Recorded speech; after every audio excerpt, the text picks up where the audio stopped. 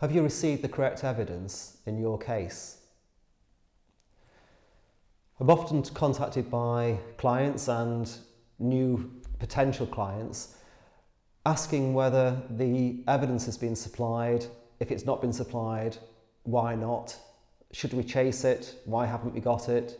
There's a big area of confusion about what evidence is available, what you need to see, what should be disclosed to you, whether it's worth seeing it, and how that can affect your case.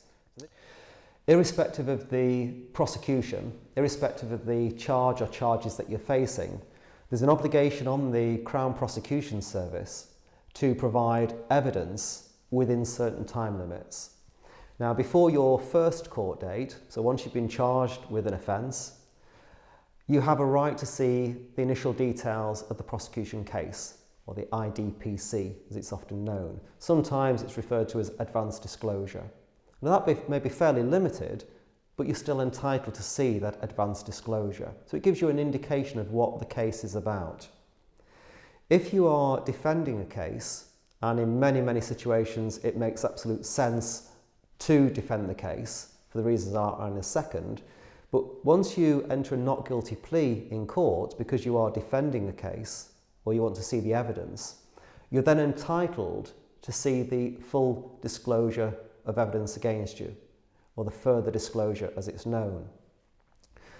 Now that normally has a time limit of 28 days. So from your first court date, the prosecution is normally given 28 days in order to provide all the evidence that it wants to use against you, or to provide the evidence which may undermine their case or assist the defence. In addition, there is also what's known as a schedule of unused material. So there may be evidence or material out there that the prosecution doesn't particularly want to use, but it may assist your case. There may be something on there that could be helpful. So by looking at the schedule of unused material, that could give me, if I was acting for you, an indication of what's there and whether I would want to make a request to gain access to that additional information. So the 28 days is normally the time limit that the court allows for that extra disclosure to be made. That then raises the question of, well, what happens if the disclosure isn't made in time? And this is normally where lots of the questions arise, because in many cases that I deal with when I'm representing clients, the prosecution office does fail to provide the evidence within the required time frame. And clients often think, well, the case should just be thrown out. It's just not that simple. However, there is a procedure to go through in order to try and win the case based on a failure to comply with disclosure. If the prosecution fails to provide evidence in time, really we have to make a decision as to whether we then take that matter back to court, in effect raise the concern or a complaint, if you like, with the judge, and ask the judge to exclude that evidence. So any evidence that's not been provided within time, you could ask the judge to exclude that evidence completely. Now normally that would bring a case to a close, because if the evidence hasn't been provided, which the evidence is needed by the prosecution, and it's excluded, then the case would normally fail, because there's no evidence then to use. The downside with that is it does incur some additional costs, usually, if we've got to go back to court for an additional hearing to try to get the evidence excluded.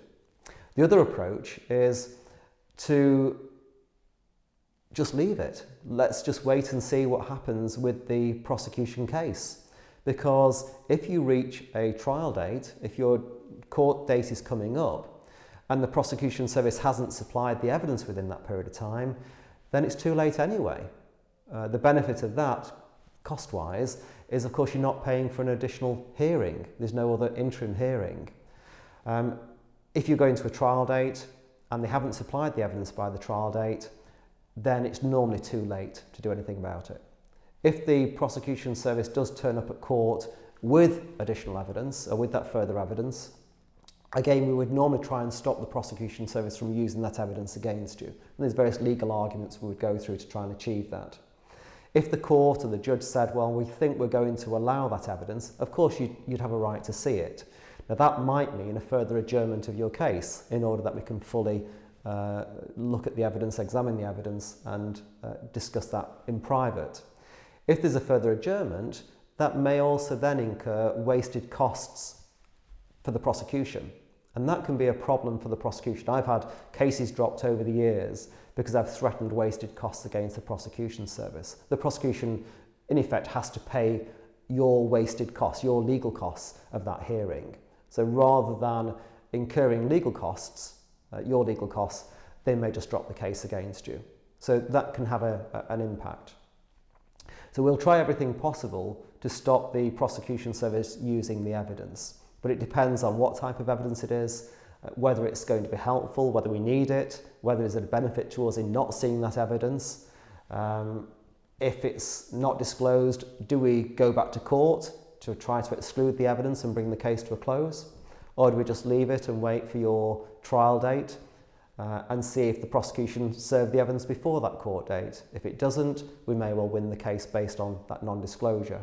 If it provides it at the trial date, can we try to exclude that evidence? If we can't exclude it, is there a need to then adjourn and seek wasted costs against the prosecution service? So going through this whole process hopefully gets the best outcome for you. And of course, it has nothing to do with what you've been charged with. It has nothing to do with whether the police have behaved correctly, whether they've got all the right documentation, the right evidence against you. This is down to this disclosure of evidence and what's happening at the prosecution office. Over all of that, you've got to consider, and I'm recording this video in the COVID-19 era, you've got to consider what delays are happening within the court system and the prosecution office. There is a big problem at the moment, and it looks like it's going to get worse with the delays because of COVID-19. And it's just not known whether the prosecution service and the court system will ever get round to dealing with more minor cases. And although your case is important to you, if it's a motoring case, it's a minor case as far as the prosecution are concerned. So their priority will quite rightly be with the more major cases and to get those into the court system. And so the motoring cases may well be put on the back burner. They'll be delayed. But of course, there's still those obligations to provide the evidence within the correct time frame. So looking at all of that in its entirety, take legal advice on it, look at what can be done in your case, because if you're facing a driving disqualification or if you're facing penalty points, well, that's going to be the same whatever happens if you're convicted, whether you're convicted now or in 2 months' time or in 2 years' time. The penalty points, the ban is going to remain exactly the same. So there is an argument to say check everything fully, test everything properly, see if you're ever going to be convicted. Will it ever get to court? But take legal advice. If you want to contact me, I'm happy to discuss your particular circumstances. I'll always give you my honest view, good or bad, and tell you what the costs will be. We can normally operate on a fixed fee basis to try and keep costs as low as possible and know at the outset what those costs are going to be. And our first telephone conversation is always free of charge anyway. So please get in touch, and thank you very much for watching.